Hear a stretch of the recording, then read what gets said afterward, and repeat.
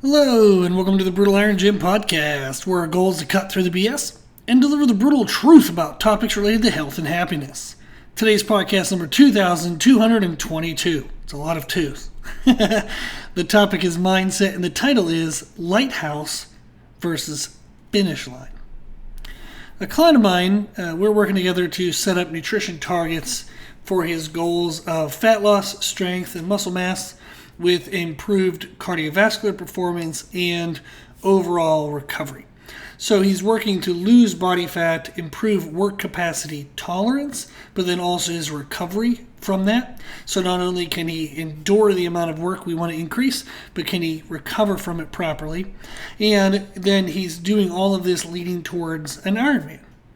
Now, he wants to continue to get stronger, continue to get bigger muscles, continue to improve his aesthetics along with competing in the Ironman. So it makes it a lot of fun. There's a lot of things happening, a lot of things we're doing. So his daily calories and protein setup at the moment, and I'm just going to run through the numbers and the setup just to give you an idea of what we're doing. Not that I would think that you're going to remember everything I'm about to say. So we have a high calorie day, a medium calorie day, and a low calorie day. The high calorie day is when he does weight training on its own or weight training along with anything else. So we're balancing right now, running, we're going to be doing swimming, biking, and weight training. There's a lot going on. So weight training alone or weight training with any other activity is considered a high calorie day. And then we have medium calorie days, which would be running, biking, or swimming on its own. And then a low calorie day, which is total rest day. Now, the high calorie days, he's having 2250, so 2,250 to 2,450 calories, so a 200 calorie range there. Then his medium calorie days, he's having 1,950 to 2,150, so a 200 calorie range again. And then his low calorie days, his rest days are 1,750 to 1,950. So there's a 200 calorie range in all those days. That makes it easier for him to actually hit the target. If you set a singular number of, say, 1,800, but you're 1,795, it feels like you lost because you didn't hit 1,800. It's impossible and ridiculous to try to hit an exact calorie number every single day. That's completely unnecessary as well. Absolutely 100% unnecessary. You can certainly have a range of calories and still achieve amazing goals, amazing results. So that is our current structure. Then with his high calorie days, we are making an adjustment from it being every high calorie day, which sometimes the average is 4 to 5 a week, to now only 3 times a week, and it's going to be the first 3 weight training sessions of the week, is he'll have the high calories on the high calorie day, but the other weight training days, numbers 4 and 5, are going to be considered medium calorie days. Now, this all makes sense to him because he's a private journal, and we talk back and forth all the time. And so it's all logged there. We break it down, talk it through. So it makes sense to him. It's written down, and he can follow it in his chart.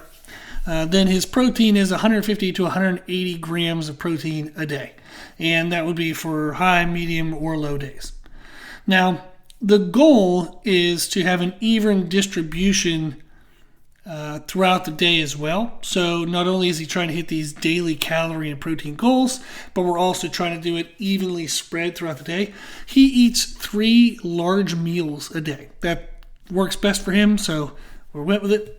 And our goal will be to balance his calories across all 3 times and his protein across all 3 times. What was happening before we started working together was he was under eating during the day and overeating at night, and that led to a higher body fat percentage, poor recovery, poor performance, all the bad stuff. So we're working to adjust his distribution, and that is helping a lot for creating leanness, helping with fat loss, helping with workout performance and recovery. So that is definitely a major concept, along with how many calories and protein we're eating in a 24-hour period. We also want to be breaking that down and having it pretty evenly distributed throughout the day. Now, this structure will allow him to fuel his performance and meet the training adaptations that we would want from the training, but minimize his deficits and surpluses in calories and extremes, so that way it can help him lose body fat. Now, all this is working. He's doing great. We've made a lot of progress all year already. We've been working together for over a year. He's doing good, very happy. We've progressed a long way. So everything's going good. Our main goal really is to eat what he needs when he needs it, nothing more, nothing less. That's the kind of overall theme. Eat what you need when you need it, nothing more, nothing less. And if most people do that, most people are going to reach their goals. Now, in his private journal, he wrote something that I thought was fun to share and what prompted today's podcast. He wrote the following: I love how workouts and nutrition, being on point, are like a lighthouse in the darkness when non-controllable parts of life are chaotic and stressful. And what he meant was he likes that we have a direction to go in, a guide. But the exact route of how to get there is understood to be variable. We have two main things. Number one, we want to get to our targets.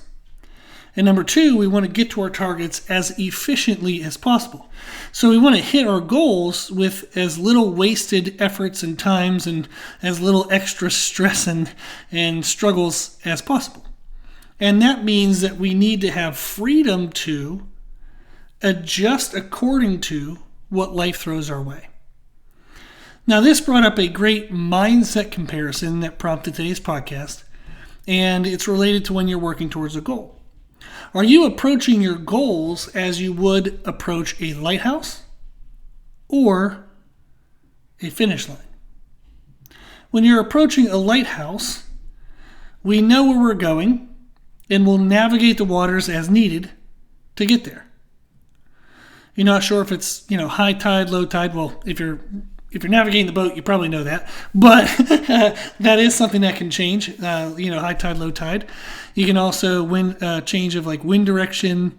There's a lot of weather-related changes to water. Is the water super choppy? Is it super calm?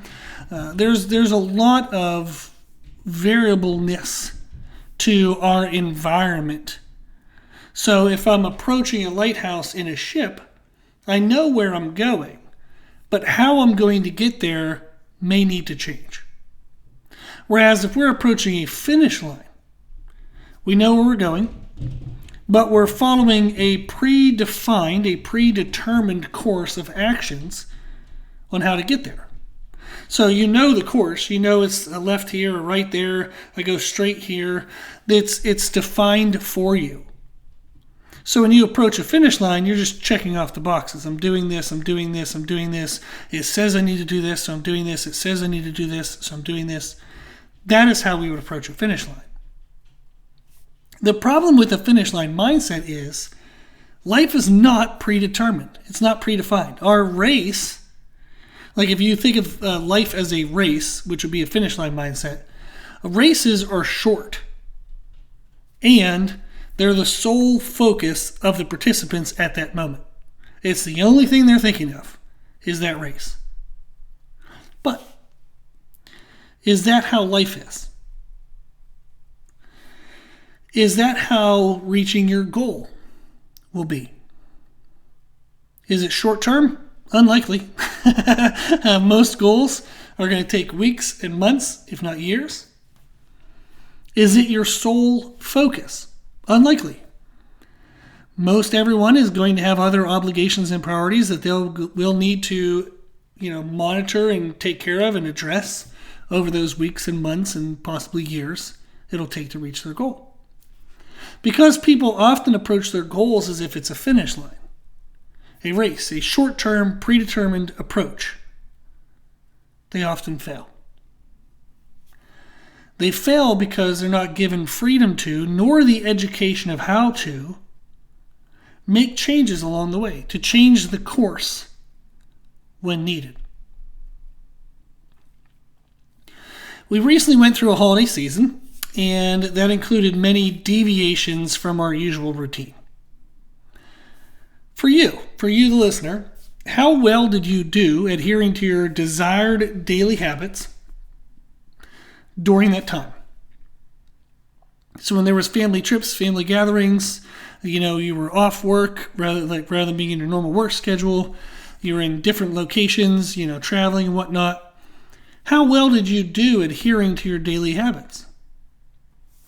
The clients I have who embrace the Lighthouse mindset, which is what I teach. I don't teach it with that terminology, but we teach, here's what we're wanting to do, but here's all the ways in which we might need to do things to get there. We have options, and I teach them how to navigate the chaos of life. The people who use that mindset, are they perfect in their adherence towards their daily activities and daily actions that they want to do to reach their goals? No, they're not perfect. But they do miss far less often on their daily targets. They understand, hey, this is what life is throwing at me today or in this moment. Let me make these adjustments so I can still reach my goals. They are open to making changes in what they need to do. Whereas the clients who don't do that, and they think of things as a finish line, they just want to get there as fast as possible. They're like, just tell me what to do and I'll do it. Meaning, like, I don't want to have to think. Don't tell me about any other options. Just tell me exactly what I need to do. That's never, ever, ever a good approach. I discourage that, actually, because that'll lead to failure. Because they think they have to be perfect, and they don't have to be. But they also then don't know what to do when they can't be perfect. They get frustrated. They're like, oh my gosh, I missed the meals, or I couldn't eat the right food. Everything is a waste. I've ruined everything. I've lost the entire day. They catastrophize everything because everything is such an extreme in their mindset. So we want to get away from thinking we have to be perfect. We want to get away from thinking that we have to follow a predetermined sequence of events. That's not going to be what success requires. Success requires you to stay focused and to try your best in every moment. But what you do does need to change from time to time. What works one day will not work the next day. What is right in one situation isn't always what's right in another situation. If you want to improve your chances of success, approaching your goals as if you're approaching a lighthouse works best. You know where you're going, and you'll navigate the waters as needed to get there. Allow yourself the option to, and empower yourself with the knowledge of how to navigate the chaos of life. Deviations and detours are inevitable. But it doesn't mean that failure has to be inevitable. Be open-minded but focused. Be balanced among all your priorities and obligations. But keep an intent to everything that you do. How does this action, how does this choice make me better tomorrow? How does this bring me closer to my goals?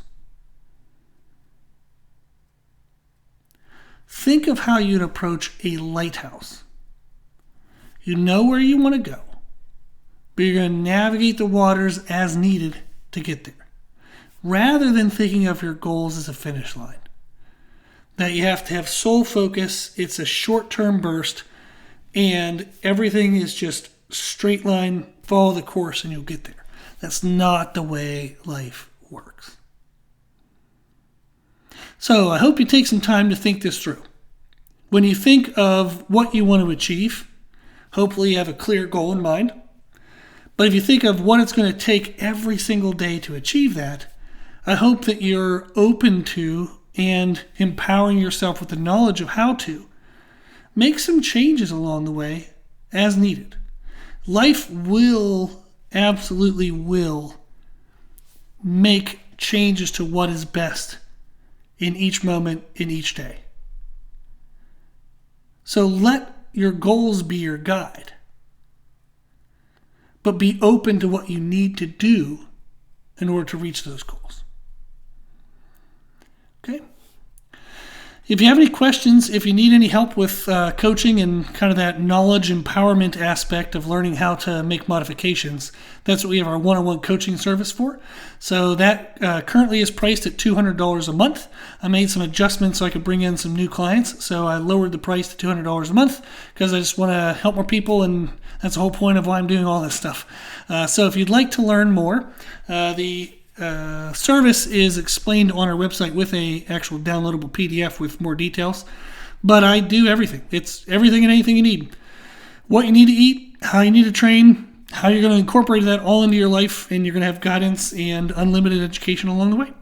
So if you're interested, check that out on our website, www.brutalirongym.com, or shoot me an email at brutalirongym@gmail.com. If you like the podcast, you can support the podcast by doing a donation on our website, or you can actually go to the supplement website, nutricost.com. Use the code BrutalIron10 when you buy your supplements. You'll get a 10% discount, and we get sent a 10% commission. So it's a great way to support the podcast and get great supplements at a great discount.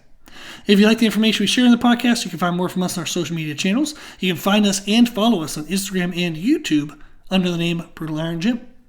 As always, I hope this was helpful, and thank you for listening.